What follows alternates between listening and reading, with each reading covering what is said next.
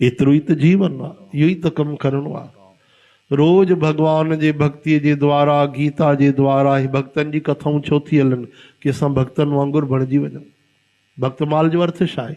भक्तनि जी माला, उनजे चरित्र, उनजे कथाउनि जी माला, उनजी सुगंध वठूं, असां बि बणिजूं। इन करे ई त आहे, भगवान त नथा बणी सघूं, भक्त त बणूं भाई। चओ हरे राम हरे कृष्ण।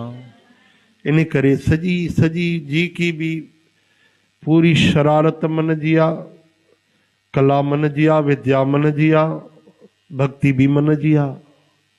मन लगी वञे बस, मन जीते जग जीत। सजी लड़ाई पंहिंजे मन सां आहे, कंहिंखे दोष न ॾिजे।